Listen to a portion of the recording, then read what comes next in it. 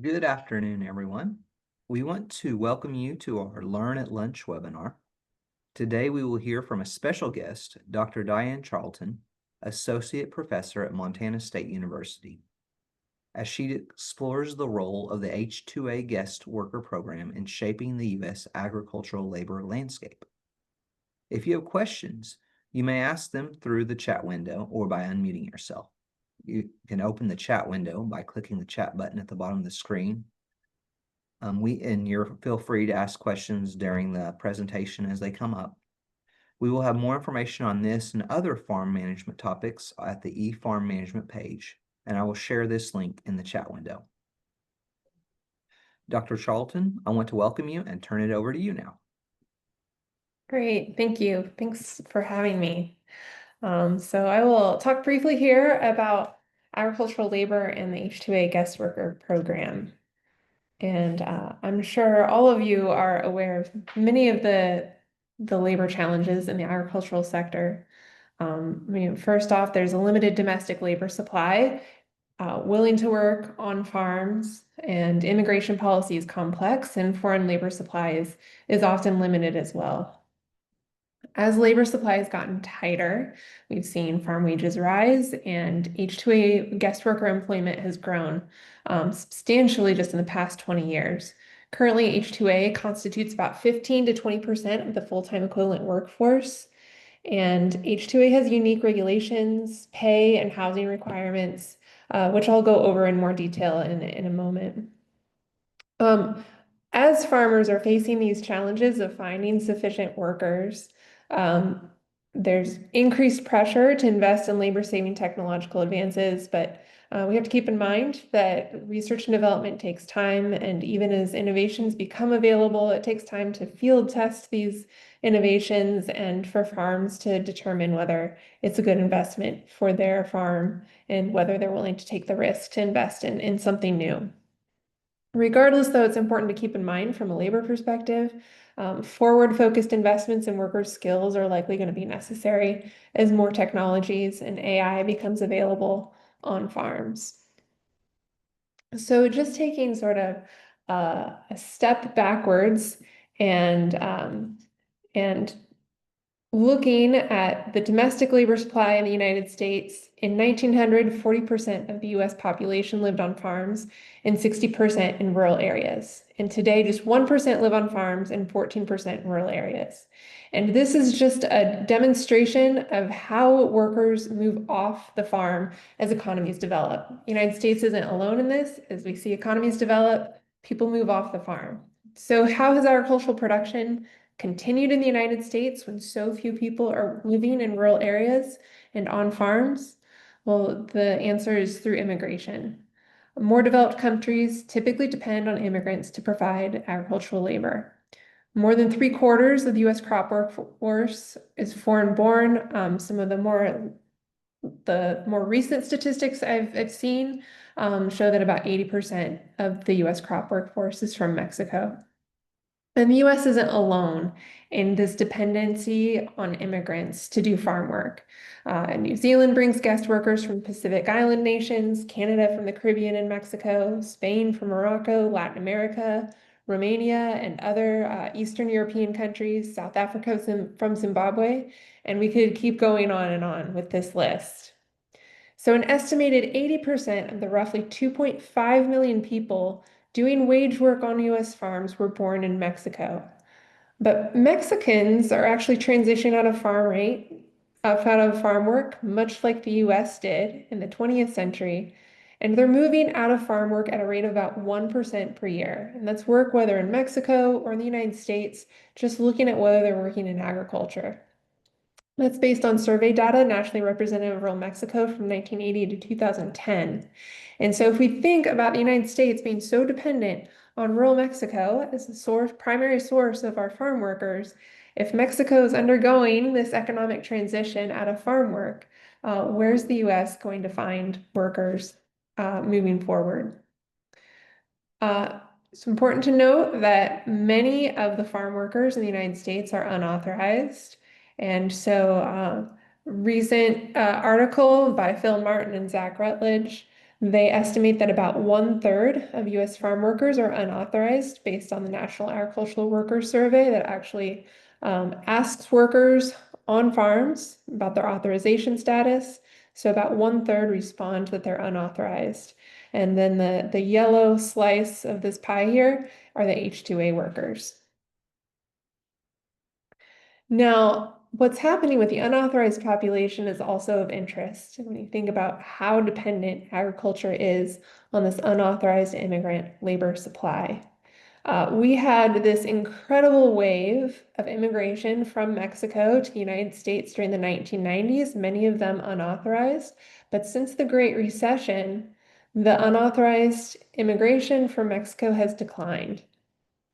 And so, given how much the unauthorized immigrant population has contributed to the farm labor supply in the United States, their flexibility, their willingness to do seasonal work, if that population is declining, that's going to have implications for the farm sector and their ability to recruit sufficient workers, particularly for some of these seasonal tasks.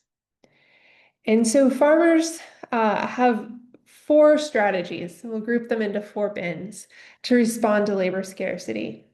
So Phil Martin set these to put these together with four S's to make it easier to remember. First, farmers can satisfy workers by increasing the farm wages and non-wage benefits. These have increased in the past 30 years. Retention is going to be really important. Second, they can supplement the local workforce by hiring H2A guest workers. And they can also try to recruit from more distant countries.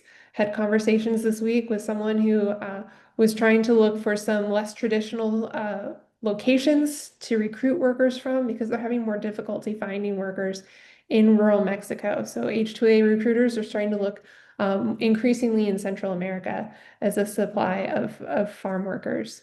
Now, keep in mind the rural population of Central America is smaller than the rural population of Mexico, and Mexican agriculture is also expanding. So, moving to Central America to find more farm workers isn't an easy solution and probably not a long-term solution. We still have a limited labor supply there.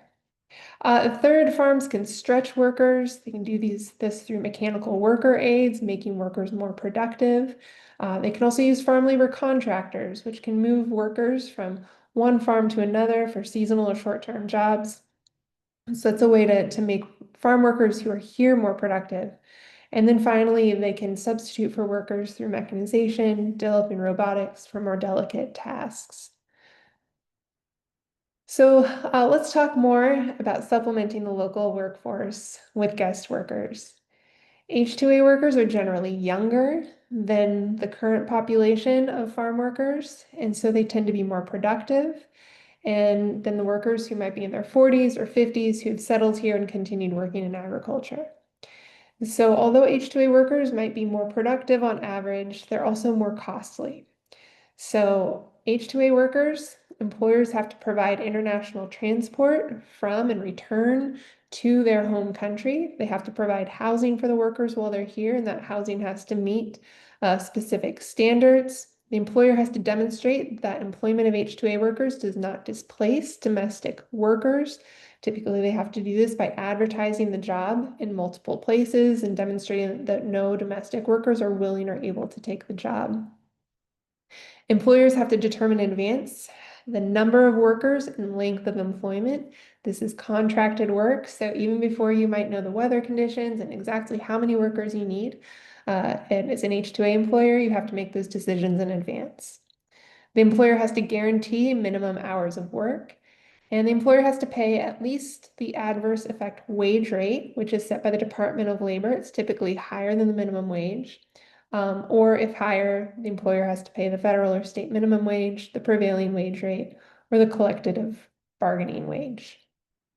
There is often a lot of contention about this adverse effect wage rate and how it's set. It's taken from the Farm Labor Survey, and so surveying farm workers who might be doing a variety of tasks, taking some averages. And so a lot of farmers have been concerned that the way this adverse effect wage rate is set actually causes the farm wage to rise more quickly than it would otherwise. Any employer of H2A workers has to offer the same wage and benefits to any other domestic workers who might want to work on their farm. Despite the costs of H2A, H2A employment is growing. So the minimum cost of non-wage expenses for H2A workers is estimated at $10,000 per worker. And the larger the employer, the more they can spread some of these upfront costs across more workers. And so there are economies of scale. So smaller farms will have typically a higher per worker non-wage cost for each H2A worker. Despite these costs, H2A employment grew 461% from 2011 to 2023, from 55,384 H2A workers to 310,676 workers. And all the more recent numbers I've seen, it's continuing to grow each year. The fruit and nut sector is one of the biggest employers of H2A workers. They employed 34% of H2A workers in 2023. H2A workers typically have 6-month contracts. An average wage bill is $19,500 nationwide. Now, as I mentioned, the H2A program is complex. And I just like to put this flow chart up here, even though I know you can't read it with this tiny print. But this is from the U.S. Department of Labor website.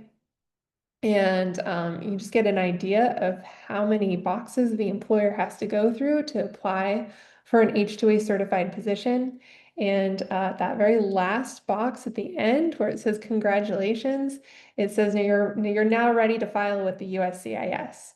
So even at the end of this flow chart, you don't have your certified position, you're ready to file more paperwork. Informal surveys of large H2A workers large employers of H2A workers indicate that recruitment fees are $100 to $250 per worker and $1,500 to $3,500 per application for U.S. agents that are often hired to help with this application process. So given the complexity of this program, we see that most growth in the H2A employment has occurred through applications that are filed by associations and consultants. So this blue here are H2A positions that are filed by associations and consultants. The red down here are H2A applications that are filed by growers. This doesn't have the most recent data. This was cut off in 2019, but we can see that having firms that actually specialize in the paperwork and understanding how the program works has really helped to permit this program to grow, use of this program to grow. Other factors that determine growth in H2A. This is a figure from a paper that I wrote with Marcelo Castillo a couple years ago. And we started out just by plotting H2A applications over time and the construction employment over the time. And we noticed that they followed these similar patterns. So during the housing boom, naturally, we saw this really rapid growth in construction employment there in the blue. And we also saw this rapid growth in H2A employment. During the Great Recession, we had the housing bust, construction employment declined rapidly. H2A employment declined a little bit, not as much as construction, but we did see a little bit of a dip. And then H2A employment started to grow as the economy started to recover and as construction employment recovered. And so that got us to thinking, is there a relationship here between the local economy, including housing prices, construction employment, and H2A growth? And so our initial hypothesis was that when you have these housing booms, you have a lot of growth in construction employment, employing a lot of often immigrant workers, unauthorized immigrants, immigrants with little education, many of the same people that are recruited to work in agriculture. And so maybe some of those workers are getting pulled out of agriculture into the construction sector, into landscaping, into services, other jobs that tend to grow, employment that tends to grow during a housing boom. And sure enough, we did find that a 1% increase in housing demand within a commuting zone led to a 0.4 to 0.97% increase in H2A employment on average from 2001 to 2017. That means that a one standard deviation increase in the housing demand during this period increased H2A employment by 110 to 139%. And so I know you're not going to remember any of those numbers, but just keeping in mind that we are in a phase right now where local economy-wide movements, changes in housing demand, changes in employment in some of these other sectors is affecting the demand for H2A workers. We also find that housing booms are associated with an increase in farm wages. A one standard deviation increase in housing demand increased weekly farm wages by 4.7%. Now, I think this is interesting because if we look back at the 1990s, we had so many workers coming across the border from Mexico, many of them unauthorized, that we didn't really expect to see much change in farm wages, even when there might have been a local housing boom. Now we don't have that really big supply of unauthorized workers coming from Mexico to US agriculture. So if we have this local economic shock, like a housing boom, that impacts farm wages. And as a result, it impacts the demand for H2A workers as employers look for other sources of labor, try to supplement the local labor supply with H2A. So who qualifies for H2A? To qualify for H2A non-immigrant classification, the petitioner has to offer a job that is of a temporary or seasonal nature, up to 9 months for livestock sector, 10 months. And so that means that if you have a dairy with year-round employment, none of those year-round jobs qualify for H2A. The employer has to demonstrate that there are not enough U.S. workers who are able, willing, qualified, and available to do the temporary work. And they must show that employing H2A workers will not adversely affect the wages and working conditions of similarly employed U.S. workers. And some of this can be really challenging, talking to some of the farmers and ranchers in Montana who employ H2A workers. They tell me when they advertise these jobs to demonstrate that no domestic workers are willing or able to take the jobs, they often get lots of responses to these ads that aren't really from people who are serious about taking the jobs. They still have to wade through all of those job applications, even though some people might not really be interested or able to do the job. But that's part of the qualification for H2A to ensure that this program does not take jobs away from US workers. Now, given the complexity of this program, of course, from a farm perspective, simplifying the process of applying for H2A would be very helpful. From farm worker perspective, we still have a lot of concerns about the safety of H2A workers and ensuring that they have access to any of the legal resources that they need. And so there have been proposals to try to improve legislation to try to improve this program. The most recent proposed legislation was the Farm Workforce Modernization Act. If passed, this would provide for legal work authorization of undocumented farm workers currently in the United States, and it would mandate that farm employers use the E-Verify system to ensure that all employees actually have authorization to legally work in the US. It would revise the H2A program to streamline the process of applying for H2A, hopefully also making it more accessible for smaller employers who don't have the economies of scale of applying for many H2A applications at once. It would include limited visas for year-round work, which many of the dairies in particular have advocated for. It would increase protections for worker agency, allow workers to obtain H2A visas for up to 3 years with the option to seek new employment at the end of contracts instead of applying every year for H2A. And then it would freeze the adverse effect wage rate for a year and then allow it to increase by no more than 3.25% per year for the next 9 years. Now, this is proposed legislation. It did receive bipartisan support, though there are also some criticisms of effectively how will some of these these ideas work out in practice. But even though this has received bipartisan support, it has not passed Congress, and it's been tossed around for about 6 years now. So I think this is sort of the flavor of legislation that has been and will continue to be proposed, but whether it can actually make it through Congress is a big question up in the air. In some ways, when I look at this legislation, it has a lot of similarities to the 1986 Immigration Reform and Control Act.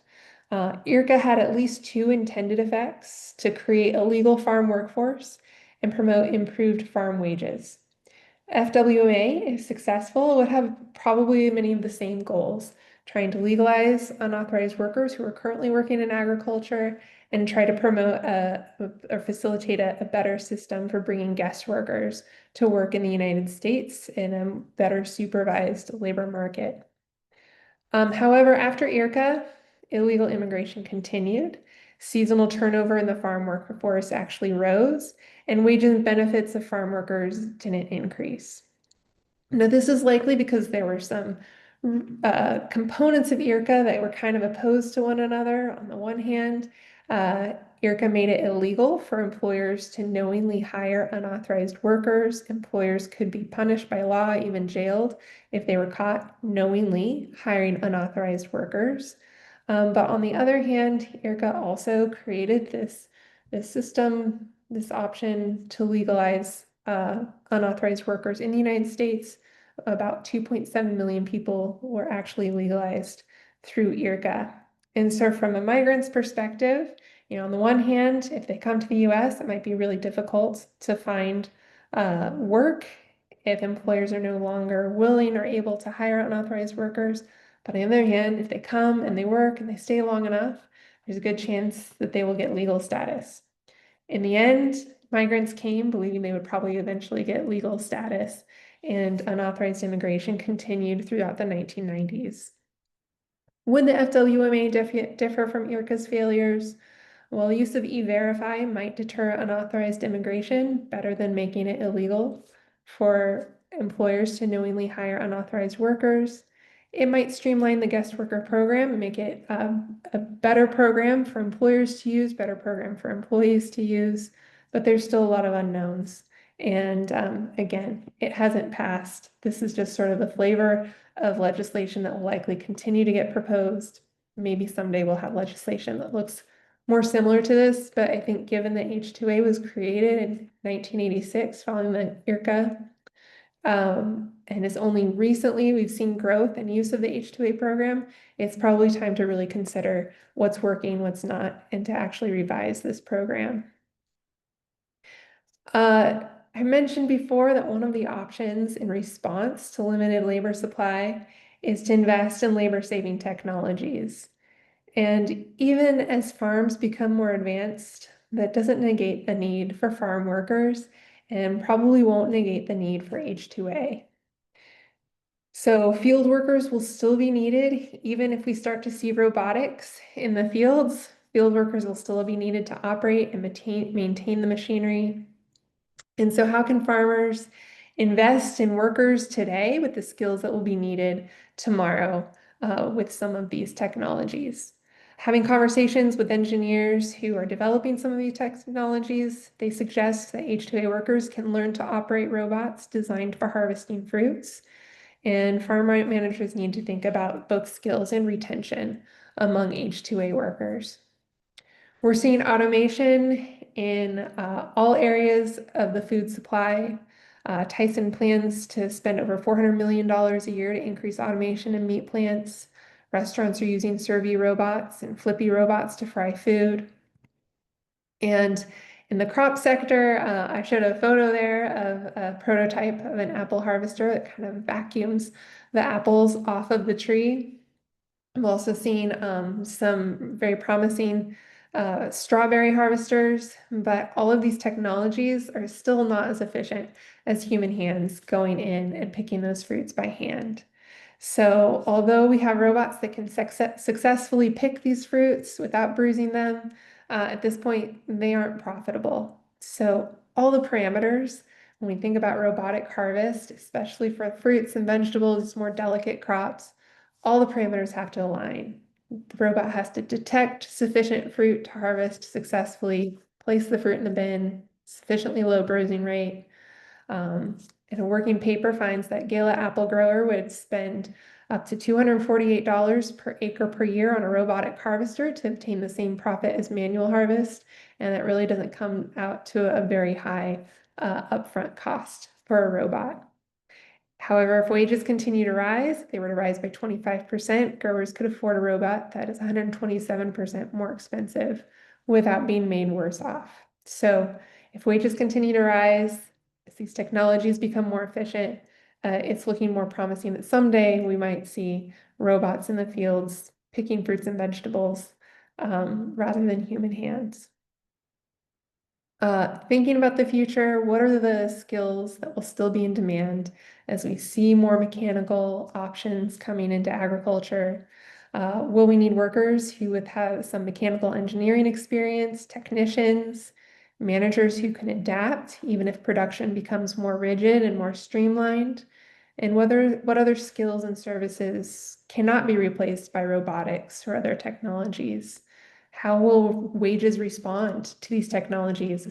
Workers become more productive, we generally expect wages to rise in a competitive market. And what other benefits can employers offer to attract additional workers and to retain workers year after year? And so thank you. I would be happy to take any questions if anyone has any.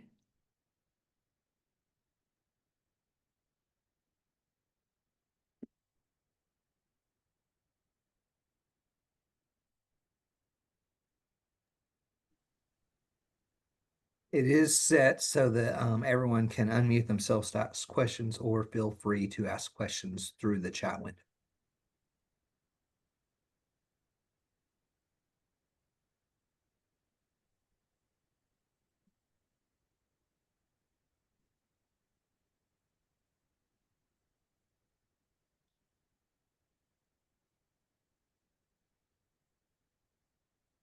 And while you're thinking about questions, we do have a webinar survey for this webinar.